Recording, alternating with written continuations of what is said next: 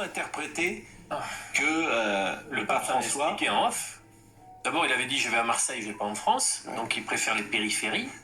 Ah oui, mais si, il avait dit je vais pas à Marseille, je vais à Marseille, je vais pas en France. Oui, en France, sur Notre-Dame. Non, cette phrase avait été archi commentée. Ah bah oui, et là, il dit c'est du off, je ne vais pas à Notre-Dame parce qu'il y aura un discours politique d'Emmanuel Macron. Je pense qu'il peut plus souper ce que veut imposer, cette incapacité d'Emmanuel Macron, c'est un moment à se mettre un peu en retrait. Qui va parler pour la première fois, premier chef d'État à l'intérieur de l'Église. C'est justement ça. Alors, ce qui met un très grand nombre d'évêques en difficulté.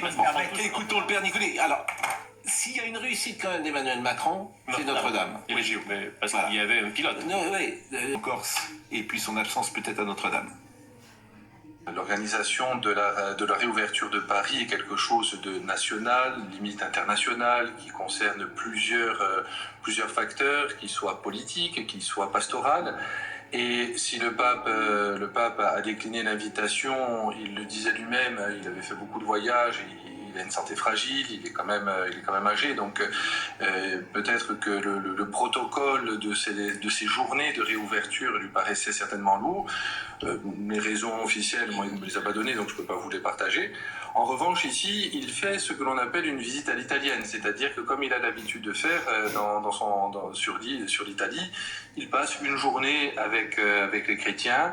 Ce sera certainement une journée qui sera beaucoup plus légère, beaucoup plus simple que celle que pourrait organiser le diocèse de Paris.